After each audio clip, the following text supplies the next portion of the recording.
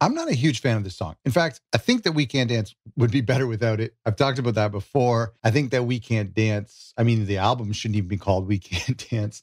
Let's talk a little bit about this song. I think even though I don't like it, it still is probably my favorite of all of their silly songs, all of their kind of funny songs. You know how, like, we've talked about, did a whole episode on this. Every album has had some sort of goofy song, whether it's Counting Out Time or it's Robbery or it's Illegal Alien, Who Done It, Anything She Does. Out of all of those songs, with the exceptions of maybe the earlier ones, I like this better than Who Done It. I like this song better than Illegal Alien. I actually like the song better than Anything She Does.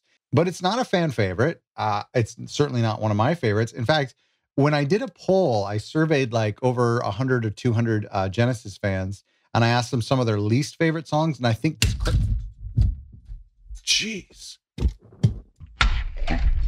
I think this cracked the top 3. Did it not? Another big issue I have with this song is that it's not really so much the song itself. It's just the fact that it was like their last biggest single. In a way, it kind of affects their legacy that it's like the last song. In fact, they play it almost last on a lot of tours now. It's kind of like their encore song. If you didn't love the 80s Genesis of In Too Deep and Invisible Touch, but you were okay with that being the last thing they were known for, and then they do this 90s thing where their last biggest song is I Can't Dance, which is weird, right? Because it's like a bunch of 40-year-olds who maybe overstayed their welcome in the pop music charts singing about overstaying their welcome, right? If you remember, the early 90s was all about dance music. It was about techno. It was about raves. It was a thing that parents were super scared of their kids going and doing drugs. But dance music was now like happening on the radio.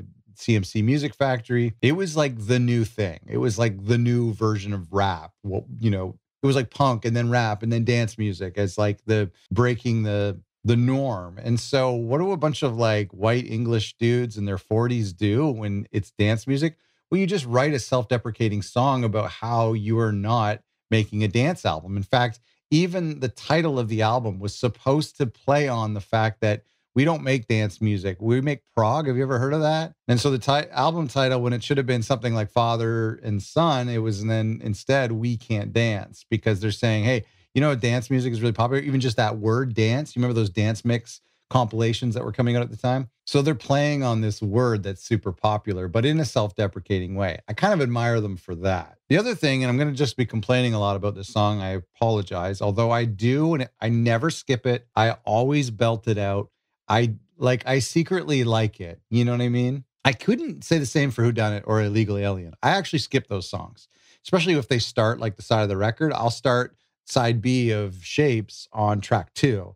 Whereas I never skip I Can't Dance. I don't mind. I think it fits fine. It's after Driving the Last Spike, right? And see, that is even in itself is a weird thing, because you have No Son of Mine, dark, sinister, strange, spooky. And then you have Jesus, He Knows Me. Okay, lighten the mood. Then you have Driving the Last Spike. The mood is now dark again. Then you have I Can't Dance, lighten the mood. I think that was the intention, but to me, it's a little bit too jarring on the album. So this was the second single. It came out in 1991, December 30th. So just about New Year's Eve. That's kind of weird. Out of all the singles, it started with No Son of Mine, I Can't Dance, Hold On My Heart, Jesus, He Knows Me. And then it kind of petered out a little bit. I think they did Never a Time, Tell Me Why. I don't think those songs really took off. Surprisingly, they did well with a lot of singles from this record. Let's take a look at the charts. Do we have that? In Canada, went to number 3, top singles. The US Billboard Top 100 cracked the top 10 by going to number 7. Same within the UK, number 7. Adult Contemporary, 26. Mainstream Rock, US on Billboard, Mainstream Rock went to number 2. Wow, pretty cool. The music video is interesting. I don't mind the music video. Again, it's always self-deprecating in a way. Fashion-wise, it was like, we love the 80s for like the baggy clothes and the vibrant colors. And then, Phil just in his baggy light colored jeans with like the oversized belt and the oversized t-shirt and the oversized hair. I don't know. It's weird because I am nostalgic for the 90s in the same way that people are nostalgic for the 80s. The band this kind of bothered me about the song. The band always bragged about this tune being really easy to write. That, on keyboards, how there was like a percussion setting, bank, if you will. And it would have a lot of weird sound effects. I would play with it all the time on my cousin's keyboard, like just snare, drum, and then whistle and sometimes a helicopter, machine gun. Anyway, so, Tony comes up with this rhythm playing all of these things. They often think about how like quickly it came together. And I just think like, yeah, it came together because there's a bunch of weird sound effects. Like, um, yeah, I don't know. I'm being super critical. Let's take a listen. So I'm just reading the Wikipedia here. I forgot to mention, like, this is like how the song was made. Mike was playing this main riff called Heavy A Flat, to which Collins suddenly improvised a basic concept. So they had this, like, it was inspired by Levi's commercial that used the Clash song, Should I Stay or Should I Go? So they thought it was just a joke and they just discarded it. So in that, like, normal writing process, they're just like goofing off, and some good things come, some don't.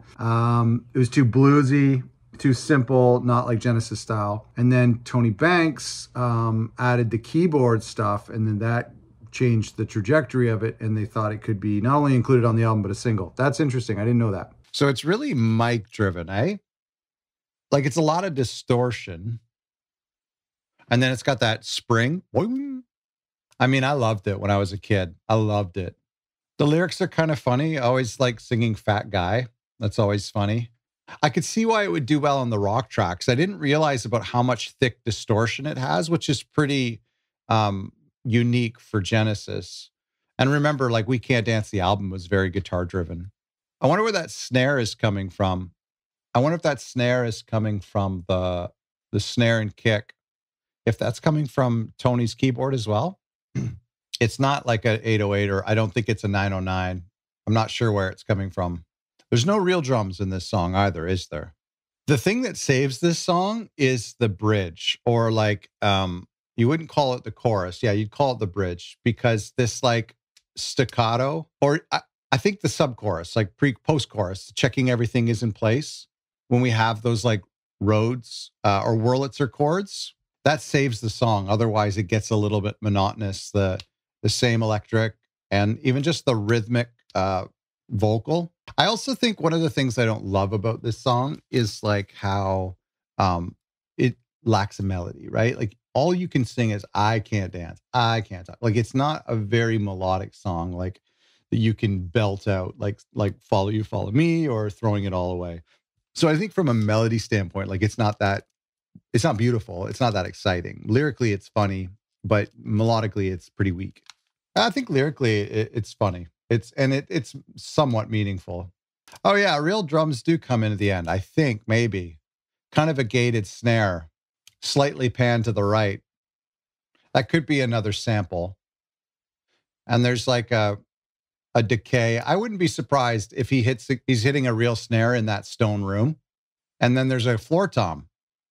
So that comes in. A floor tom sounds a bit like a timpani. So those could be samples, but they're probably Phil just hitting the floor tom and then the snare towards the end of the song, which gives it a bit of a Genesis Phil Collins song, and then a fade out.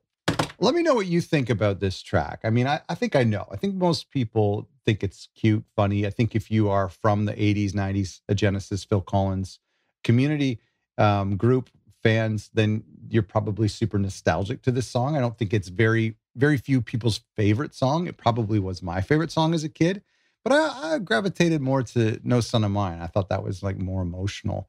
But yeah, I think that it's most people's like not their favorite song. I don't love where they put it in the set list over the years. I just didn't think it deserved to be like after the encore. That's just my opinion. Let me know in the comments what you think about I Can't Dance.